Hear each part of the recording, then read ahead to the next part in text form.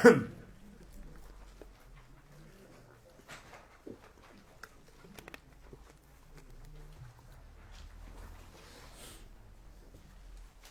لله رب العالمين، والعاقبة للمتقين، ولا عدوان إلا على الظالمين. الصلاة والسلام على سيد المرسلين وخاتم النبيين محمد بن عبد الله وعلى آله وصحبه أجمعين ومن تبعهم بإحسان إلى يوم الدين، ونحن معهم برحمتك يا أرحم الراحمين يا رب العالمين.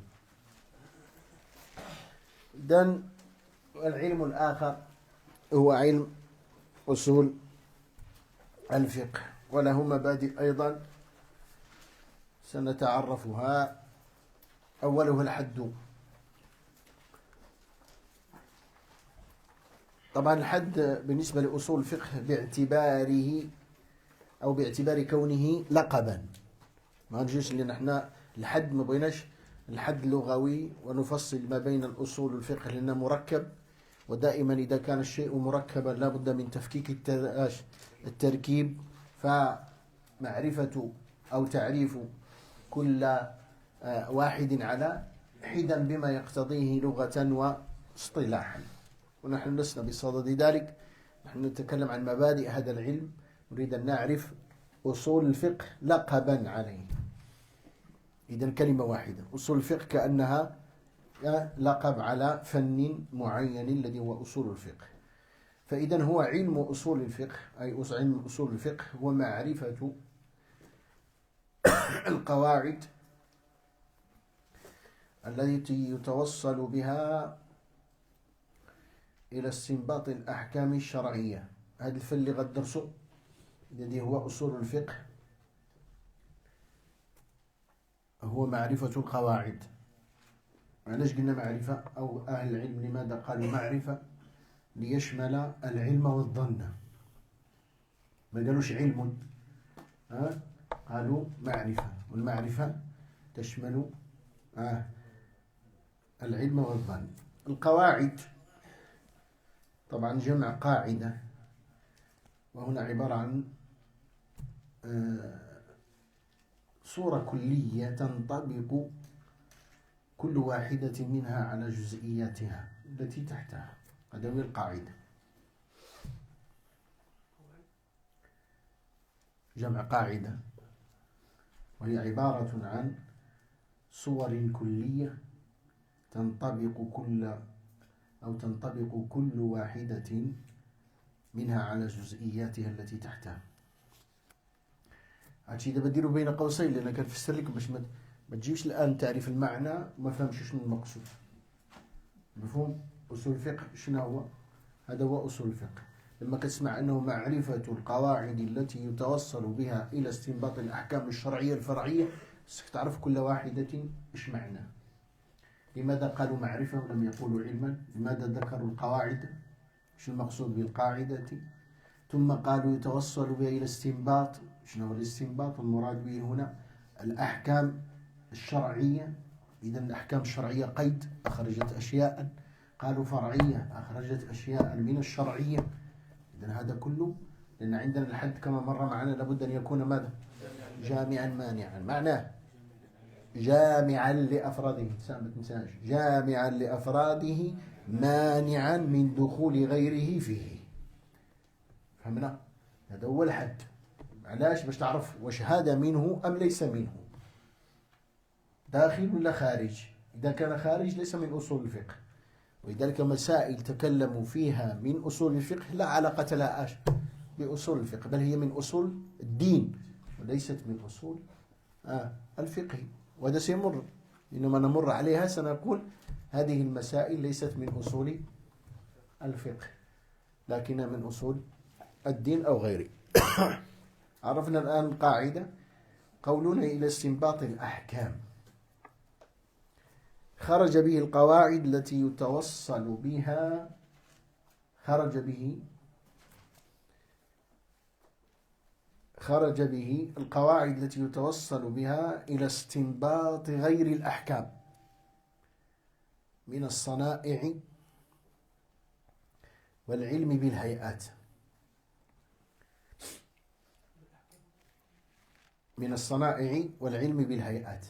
يعني معناه حينما قلنا المقصود باستنباط الأحكام أخرجنا استنباطات أخرى ليس لها علاقة بماذا، لأنه قلنا استنباط سيدخل كل استنباط سواء كان من الهيئات وحتى من الصنائع داخل في الاستنباط. لكن حينما قلنا الأحكام أخرجنا ما عدا الأحكام. فهمنا؟ طيب، قال هنا الشرعية خرج بها الأحكام الاصطلاحية العقلية، الأحكام الاصطلاحية والعقلية عفوا، خرج بها الأحكام الاصطلاحية والعقلية كقواعد علم الحساب والهندسة، هذه ليس علاقة لها باش بالشرعي. وقلنا الفرعية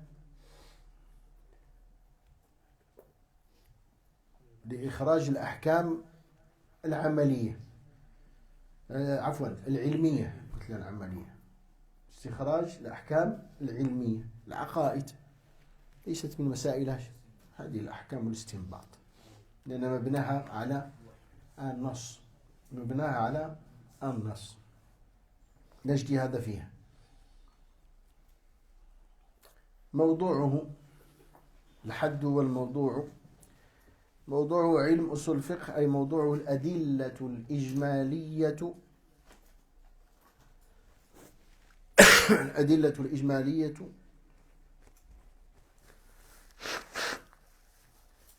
الموصلة إلى الأحكام الشرعية العملية. الأدلة الإجمالية الموصلة إلى الأحكام الشرعية العملية وأقسامها واختلاف مراتبها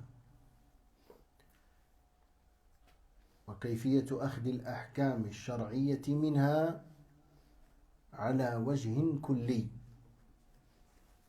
وحال المستفيد شكون هو؟ المجتهد.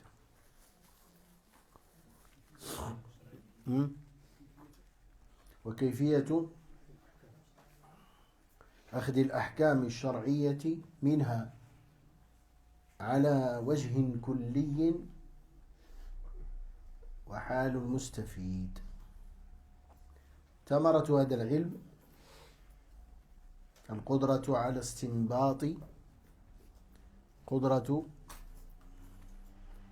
استنباط الأحكام الشرعية بشكل صحيح، وضبط أصول الاستدلال، وصيانة الفقه الإسلامي.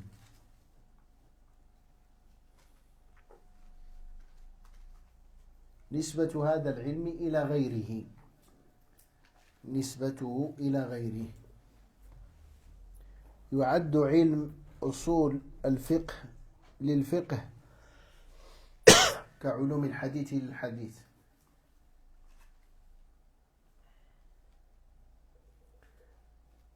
وهو ينسب إلى العلوم الشرعية.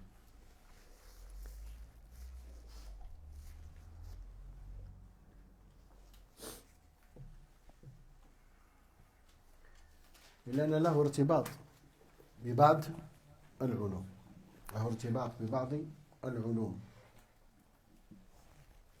فضله هو الأصل الذي تبنى عليه فروع الفقه، ويحسن به الفهم الصحيح المنضبط، ويحسن به الفهم الصحيح المنضبط لمراد الله عز وجل من المكلفين. ولهذا هو من أفضل العلوم وأشرفها. لذلك يقول أهل العلم من حرم الأصول من حرم الأصول ويدخل منها أصول الفقه، أصول العلوم. وفضله عظيم لأنه يتناول العلم بأحكام الله، لأنه يتناول العلم بأحكام الله سبحانه وتعالى المتضمن للفوز بالسعادة في الدنيا والآخرة.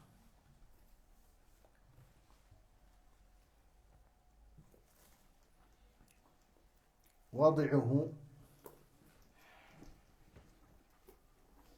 أول من كتب كتابا مستقلا الشافعي. أول من كتب كتابا مستقلا، اسمع لما قلنا مستقلا معناه ليس محصورا في الشافعي، لكن الذي هو أول من دون جمع شتات هذا العلم هو محمد بن إدريس الشافعي رحمه الله ورحمه الأئمة جميعا. اسمه علم أصول الفقه. استمداده من التتبع والاستقراء للكتاب والسنة واللغة العربية ودلالة العقل الصريح الموافق للنقل الصحيح.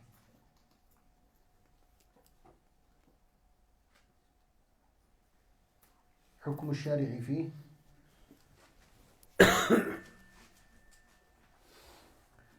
فرض كفاية إذا قام به من يكفي سقط عن الباقين ويتعين على دارسه.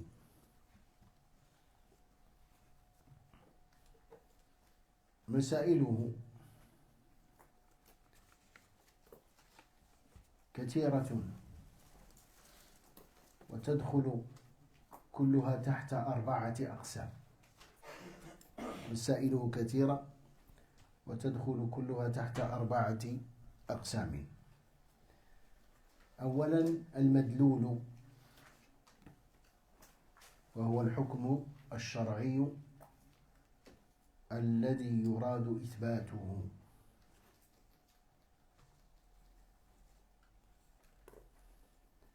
ثانيا الدليل الإجمالي، وهو الموصل إلى الحكم الشرعي، كالكتاب والسنة وحجيتهما وشروط الاحتجاج بكل واحد منهما.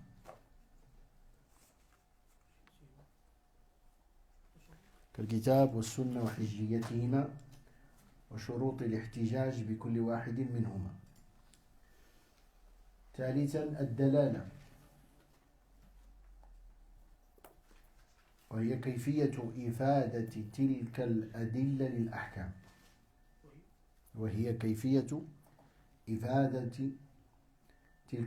الأدلة للأحكام كدلالة الأمر على الوجوب والنهي عن التحريم، هذه تسمى الدلالة. رابعها وهو المستدل. المستدل بالكسر، المستدل اسم فاعل ولا اسم مفعول؟ اسم فاعل. المستدل وهو المجتهد الذي يطلب الوصول إلى الحكم الشرعي.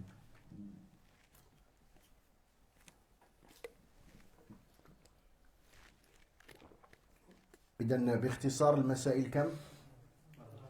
4: المدلول والدليل والدلالة والمستدل. هذه هي مسائل علم أصول الفقه. هذه هي 10. وأما شرفه، بعضهم يضيف 11 شرف هذا العلم،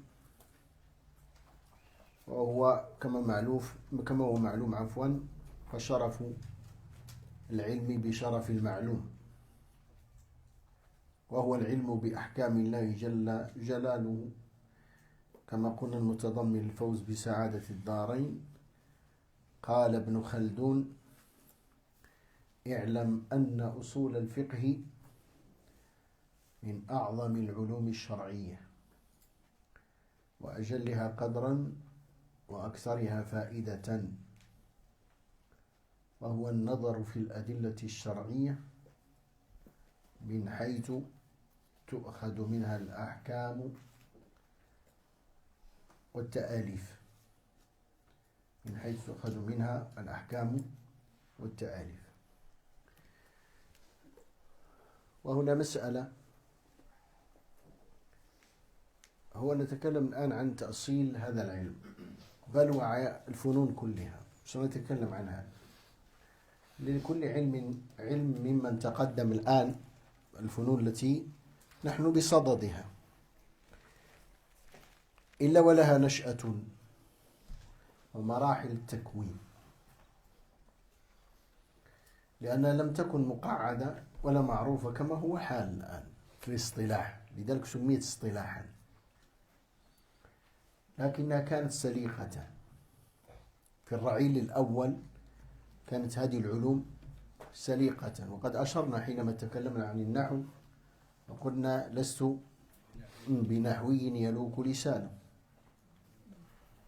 يلوك لسانه ولكن سليقي أقول فأعلم.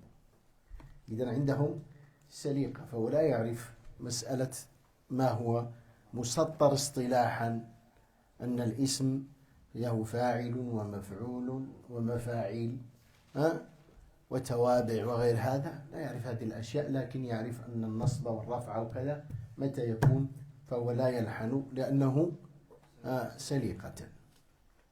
وهذا طبعا كان المعتاد، ما قيدت هذه العلوم إلا عند دخول الأعاجم، وبدأ اللحن في لغة العرب، وبدأ إدخال من الأشياء في الدين ما ليس منه، فقعدوا الأصول لمعرفة الصواب، لأن هذه هي الصيانة، هذا هو الميزان.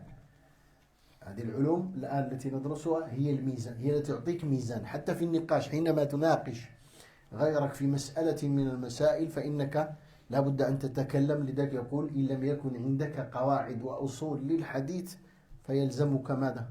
صمت، لأنك ستخبط خبط عشواء وتأتي بالعجائب. لذلك كما يقول أهل العلم من تكلم في ما لا يحسنه أتى بالعجائب. لذلك لما نقول المبادئ تعرف هذا الذي سيتكلم من أول انطلاق هل هو يعرف الشيء الذي يتكلم، لأن المبادئ هذه تصور، لا هذه تصور، وتعرفون أن التصور يسبق ماذا؟ التصديق الذي هو الحكم، ولذلك الحكم على الشيء فرع.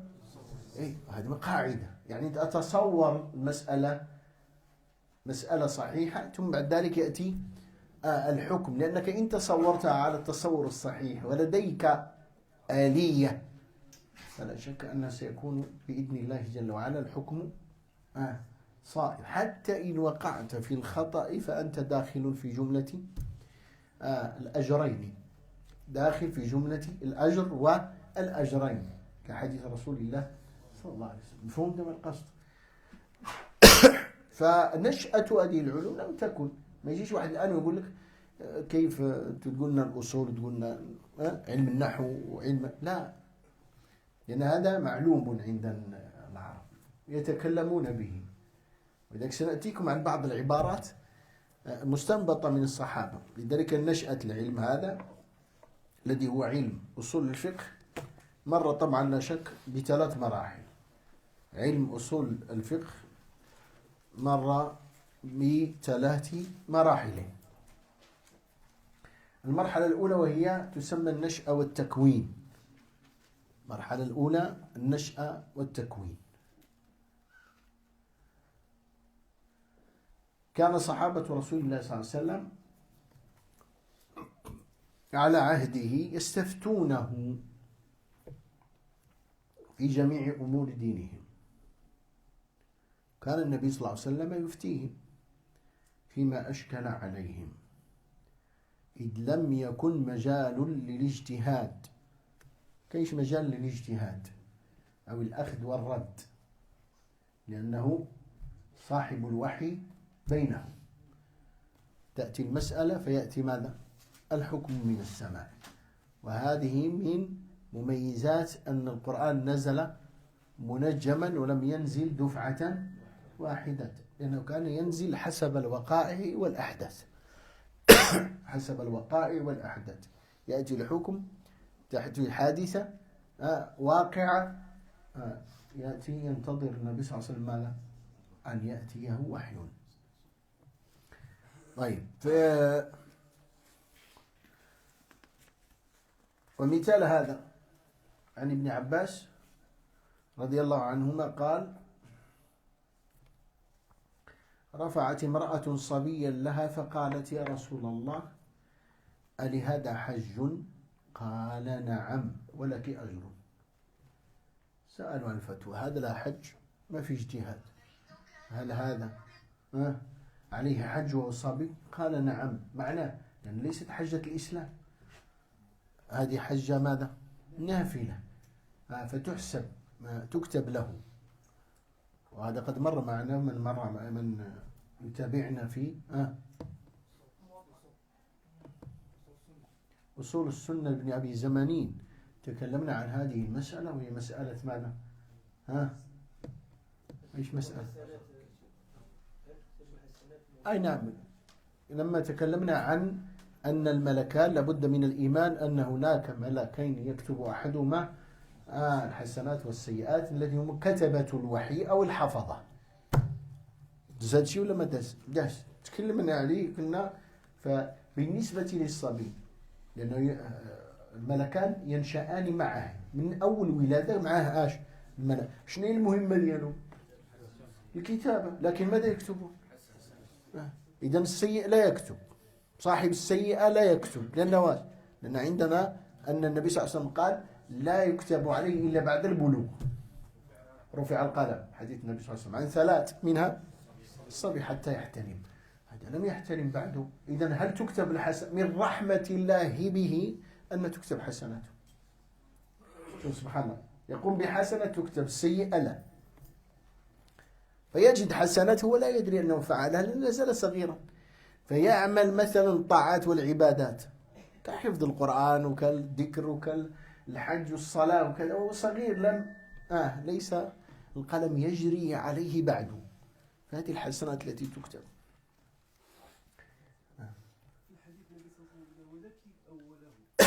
لا لك أجر، يعني معناه مثله، مثل أجره، يعني معناه فعلك هذا. لأن قالت: يا رسول الله، ألي هذا حج؟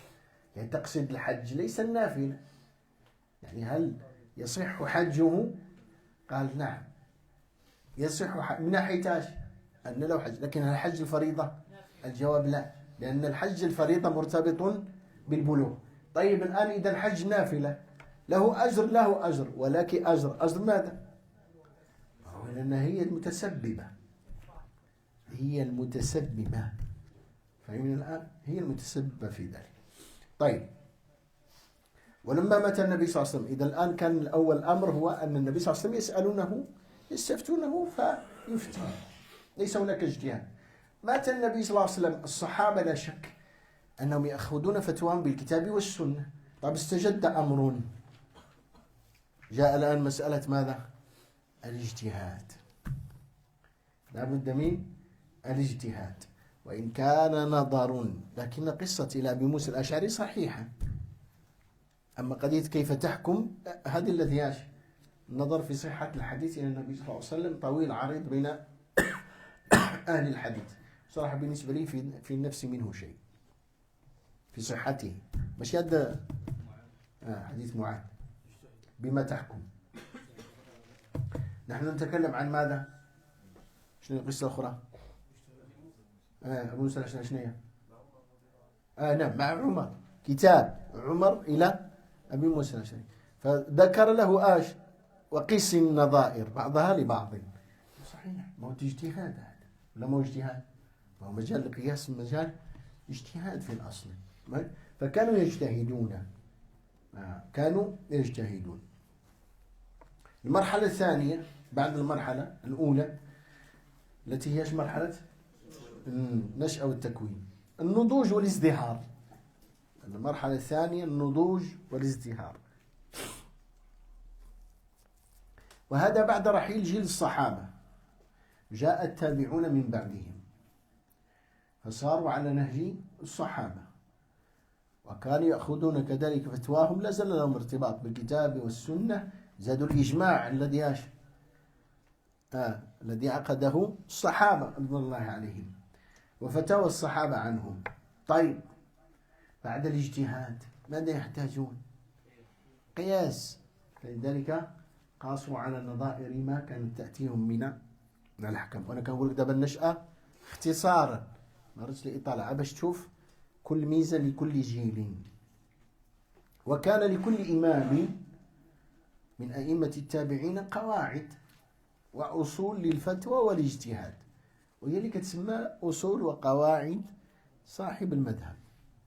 أصول الإمام مالك، أصول الشافعي، أصول الإمام أحمد، وأصول أبي حنيفة النعمان، كل له أصوله في الاستنباط، ولذلك سمي مذهبا. باش تعرف، لأن المذهب القرآن والسنة ليس مذهبا لأحد. القرآن والسنة ليس مذهبا، لأن المذهب هو ما أداه أو ما أدى شنو؟ اجتهاد كل إمام في مسألة من المسائل أو في الأحكام عموما. هذا هو المذهب، يعني ما أداه اجتهاده في استنباط النص أو في استدلاله بالنص، سواء من الكتاب أو من السنة. لكن هذه القواعد والأصول التي كانت عند الآئمة لم تدون، لم يأتي بعد ماذا؟ مسألة الازدهار والنضوج. المرحلة الثالثة وهي الاكتمال والتدوين.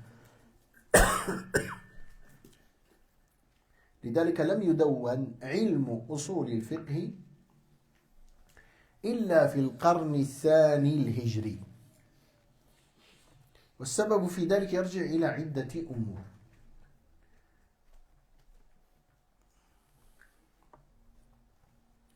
أولها حدوث نوازل جديدة لم تكن موجودة من قبل. حدوث نوازل جديدة لم تكن موجودة من قبل.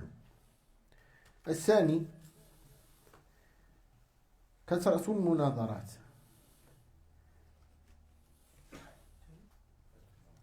كثرة المناظرات والمجادلات بين المدارس الفقهية المختلفة.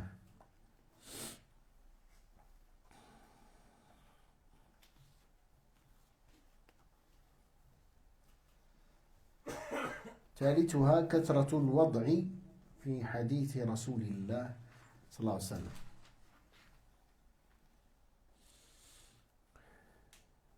رابعها ضعف اللغة العربية لكثرة دخول العجم في الإسلام.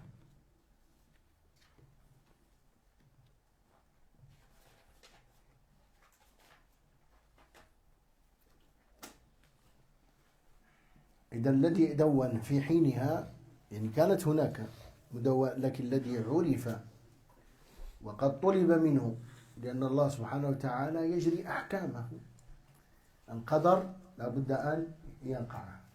الشافعي لم يكن له لا نية ولا غاية في تأليف ماذا؟ في تأليف الرسالة، لكن طلب منه. الذي طلب منه عبد الرحمن بن مهدي، فقد سئلت بدا، لم يذكر حتى هو أعمى، قد سئلت فلم أجد بدا إلا أن أؤلف هذه الرسالة. إذن عبد الرحمن بن مهدي كتب إلى الإمام الشافعي أن يضع له، هل قلنا كانوا الآن عندهم، الآن الشافعي إيش من سنة؟ القرن الثاني ولا لا؟ طيب، أن يكتب له كتابا فيه معاني القرآن ويجمع قبول الأخبار فيه.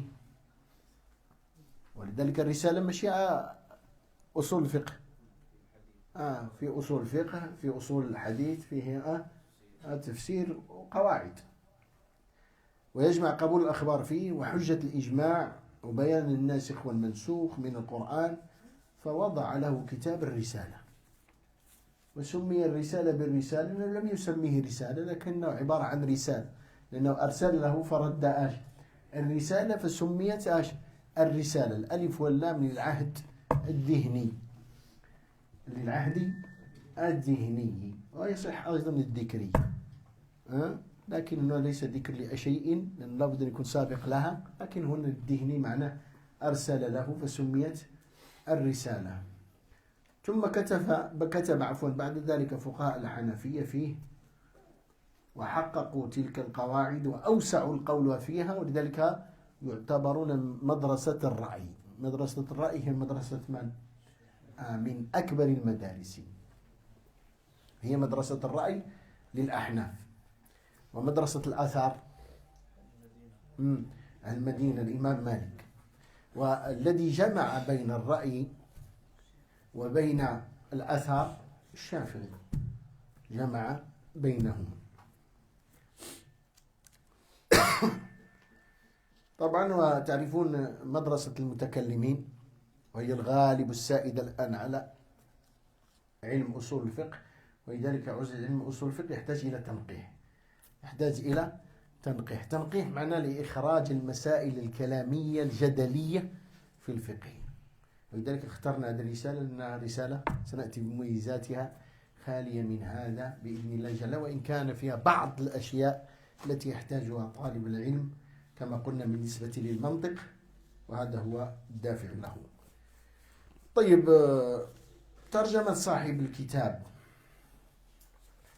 ولكن قبل ذلك نعطيكم حتى تعرفوا بعض النماذج أو القواعد التي تجلت في اجتهاد الصحابة. هذا تعرف لهم قواعد لكن يطبقون دون معرفة ماذا؟ يعني ليس معرفة القاعدة، لكن دون تدوين القاعدة أن القاعدة تقول كذا، لكن الذي قعد القاعدة بعد ذلك هم أهل العلم فجعلوها قاعدة، صارت إما قاعدة فقهية أو قاعدة أصولية، قاعدة أصولية. ولن أتوسع أكثر من هذا فأذكر المسائل الخلافية لأن الآن ليس وقتها. قواعد بين الفرق بين القواعد حينما نتكلم عن القواعد حين هذا، لأن الآن في الأصول خليك في الأصول. لما تأتي القواعد الفقهية نذكر الفرق بينهما. طيب،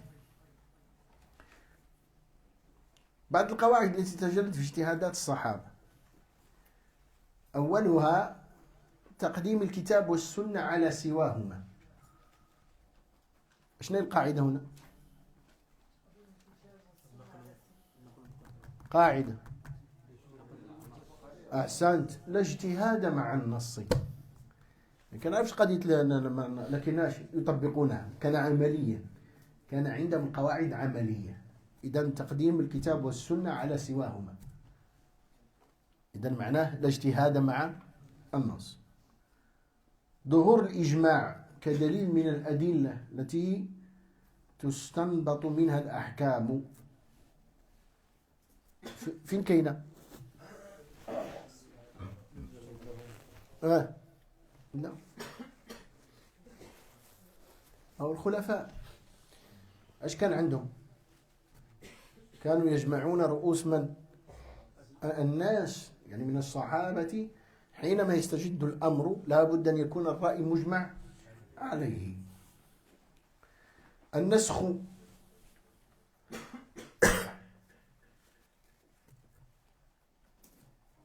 وهذا سيأتينا مسائل،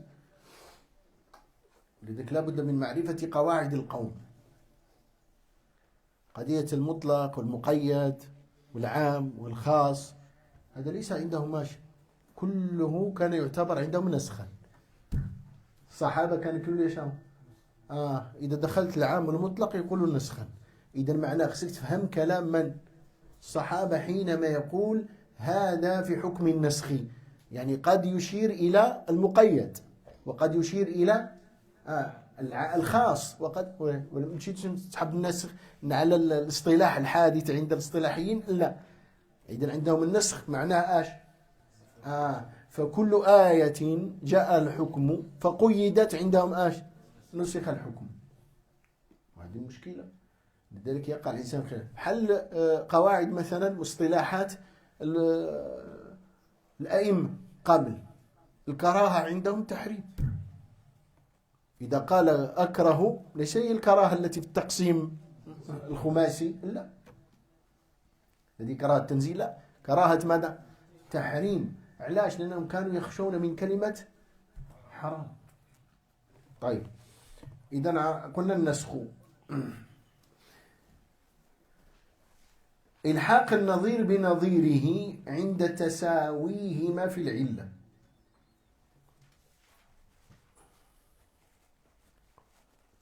وهذه غنضرب لكم مثال. إلحاق اش قلنا؟ النظير بنظيره، التي تسمى الأشباه والنظائر، معناه حكم لأن قياس، هذا داخل فاش؟ في القياس.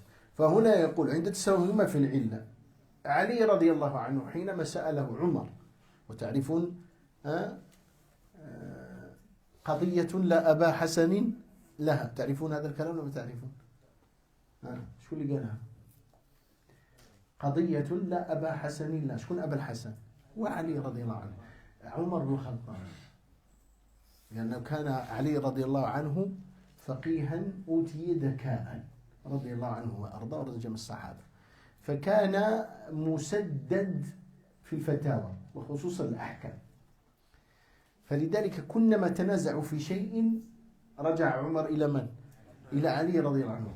فحينما هو يسأل، فحينما لا عدم حضور قال رب قضية لا أبا حسن لها، أو قضية لا أبا حسن لها، يعني يقصد أنه أن أبا الحسن كان يخرجون دائما من من الإشكاليات.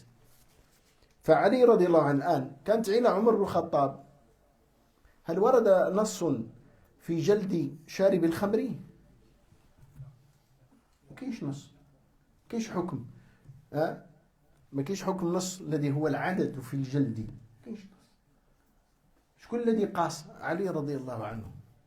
فقال إذا شرب الخمر ماذا يحصل؟ سكر. قال فإذا سكر لا، قال سكر، فإذا سكر هذا، وإذا هذا افترى، وحد الفرية 80 جلدة. فمشوا عليه. قضية لا أبا، لا تنسوا هذه. فمن القصد الآن، فإذا صار الحكم، شوف قاس الآن، دابا الآن ماذا فعل؟ قياس النظائر. فإذا محد الفرية 80، فمادام قاسوا أن شرب الخمر أنه يحصل له ما يحصل له، أنه يصل به درجة الافتراء، فإنه يجلد 80 جلدة. كذلك من المسائل اعتبار المصلحة حيث لا نص، اعتبار المصلحة حيث لا نص. وهذا ما فعله علي رضي الله عنه في الصناع. ماذا فعل؟ قال يضمنون إذا أتلفوا. فإذا الضمان على المتلف، الذي قال بها علي رضي الله عنه وجعلها في الصناع، قالوا إن فرطوا ضمنوا، إن فرطوا ضمنوا. هذه بعض المسائل فقط لبيان كيف أنهم كانوا يتعاملون بالقواعد والأصول، لكن كانت عندهم ماذا؟ ليست بالمعنى الاصطلاحي الذي الآن نحن ندرسه ونعرفه وجمع الآن، لكن سليقة. لكن حينما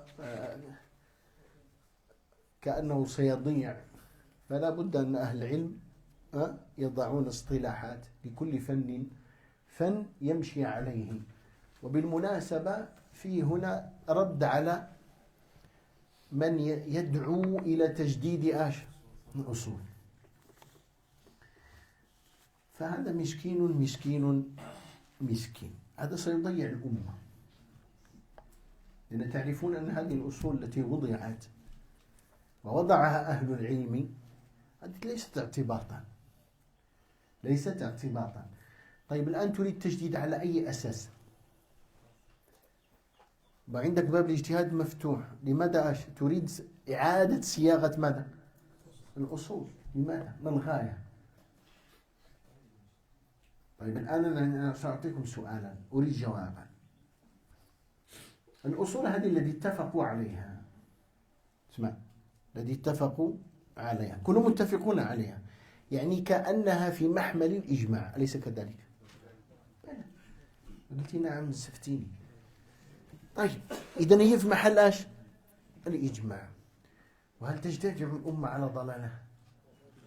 يعني هذه الفترة التي هي من قل من القرن الثاني كما قلنا، ونحن نازلون الآن، والأمة جيلا عن جيل، علماء عن عصر كانوا يتناقلون مثل هذه الأصول ويتعاملون بها، يعني خذت كأنها من المسلمة، لأن فعلا متفق عليها من المسلمة، ما في إشكال. لأن كما قلنا الذي تعامل بها من؟ صحابة، ثم التابعين، قرون مفضلة، خير الناس. تأتي أنت الآن وتزعم تجديد تلك الأصول على أساس ماذا؟ هذا ما المقصود. فهمنا؟ فمعناه أن هناك غاية المراد بها هو ماذا؟ لا، ليست كسر الإجماع، لأن المسألة ليست كسر الإجماع، المسألة هو إفساد الدين. الأصل هذا حيت يجي واحد يقول لك هذه القواعد ما بقاتش خدامة، هذه الأصول ما خداماش، خصناش أصول مستجدة. ما هذه الأصول المستجدة هي سارية لأن أصلا هي مستنبطة من الكتاب والسنة التي استمرارهما إلى قيام الساعة، وما استخرج من الاستنباط المرتبط بمعرفة الأحكام له ارتباط ارتباط الأصل ولا لا؟ ارتباط الأصل. فحينما تنازع فيما هو مرتبط بالأصل فلا شك أن الغاية عندك هو ماذا؟ هو الأصل، وليس ما تفرع من ماذا؟ من الأصل، وهو متفق عليه. إذا الأمة اجتمعت على ضلالة، كيف أن هذه الأحكام التي مرت، بل نحن الآن لازلنا أهل العلم المجتهدون كلما استجد أمر إلا وضعوا عليه قواعد وأصول ووجدوا له حكما. فلماذا تريد أن تغيير تلك الأصول؟ إذا لحاجة في نفس يعقوب. نسأل الله العفو والعافية. الساعة كم؟ 41. طيب إذا ترجمة لصاحب النص.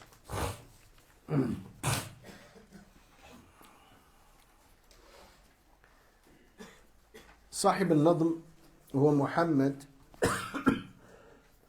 ابن محمد أبو بكر ابن عاصم القيسي الغرناطي، قاض من فقهاء المالكية بالأندلس، مولده بغرناطة سنة 60 و700، يعني 760 للهجرة. كان يجلد الكتاب في صباه، وتقدم حتى ولي قضاء القضاة ببلده.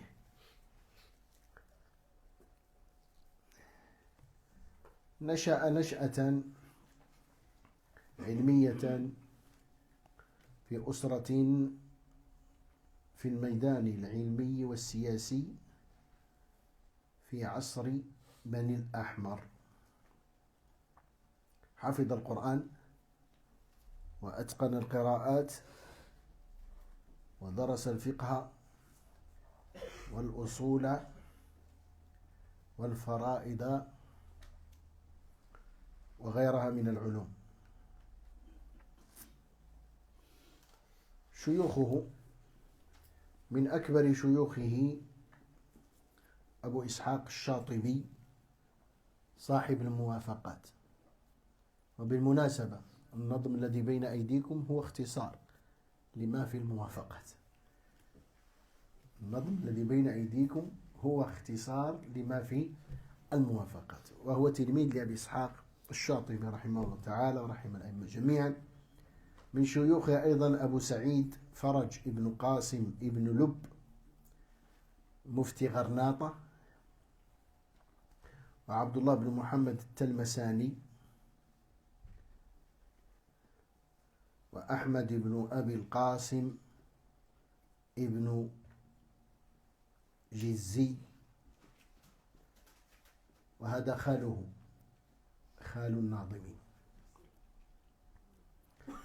من تلامذته لم يذكر له الكثير، لكن أشهرهم ابنه أبي يحيى كان قاضي الجماعة، كان قاضي الجماعة.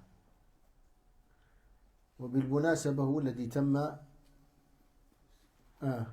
تكملة لكتبه. بعض الكتب لم يتممها والده وأتمها ابنه، بل وشرح بعضها كتحفة الحكام في نكث العقود والأحكام. وهذا طبعا في القضاء، هذا في القضاء، ولا زال عليه العمل إلى وقتنا الحالي. من أنفس الكتب التي كتبت في القضاء هو هذا الكتاب الذي هو تحفة الحكام.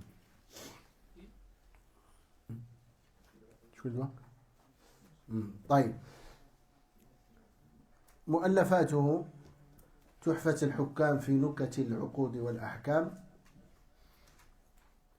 وأرجوزة في الفقه المالكي تعرف بالعاصمية، شرحها جماعة من العلماء، وحدائق الأزاهر في مستحسن الأجوبة والمضحكات والحكم والأمثال والحكاية والنوادر.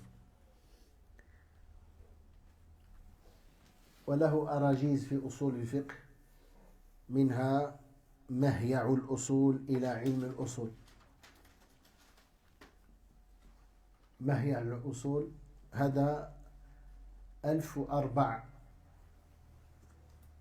بيت، وهو أكبر من مرتقى الوصول، لكنه هو يقول كما سيأتينا في النظم أنه يشيد بالمرتقى على المهيع، ويقول هو أفضل منه، لأن المهيع جمع فيه الكل وأدخل كما قلنا مسائل الكلامية والجدلية، لكن المرتقى نظفه من ذلك. وعنده كتاب إيضاح المعاني في القراءات الثماني، وهذا في القراءات. وله كتاب نيل المنى في اختصار الموافقات، نيل المنى في اختصار الموافقات. العلماء يثنون عليه خيرا ويشيدون بما كان عليه من العلم والأدب والأخلاق والورع. فقال مخلوف، الشيخ مخلوف في شجرة النور الزكية، قال قاضي الجماعة الفقيه الأصولي المحدث، إلى آخر ما ذكر.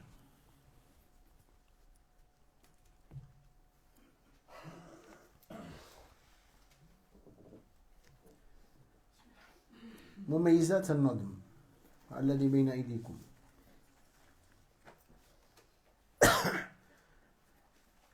النظم ممتاز بميزات، منها الجمع للمسائل والاختصار. يعني قد يقول كما يقول المحققون من الغرابة أن يجمع مسائل أصول الفقه باختصار، يعني جمع بين جمع المسائل ككل ثم ذكرها باختصار، وهذا يدل على قوة نظمه. سهولة العبارة، وهذا سترونه، سهولة العبارة، يعني ليست فيها مسائل معقدة تحتاج إلى استعمال قوة ذهنية. حسن الصياغة والترتيب،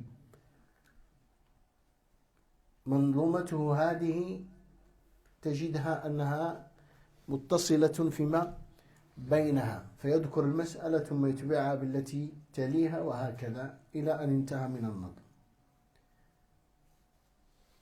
السلامة من التداخل، يعني معناه أنه لا يدخل المباحث بعضها في بعض. تجرده من المباحث الكلامية، النظم تجرده من المباحث الكلامية واللغوية والنحوية أيضا. وكما قلت لكم سالفا فهو اختصار لبعض مسائل الموافقات، اختصار لكتاب الموافقات للإمام الشاطبي رحمه الله تعالى. نقف هنا إن شاء الله تعالى على أمل الشروع في المتن الحصة القادمة إن شاء الله تعالى.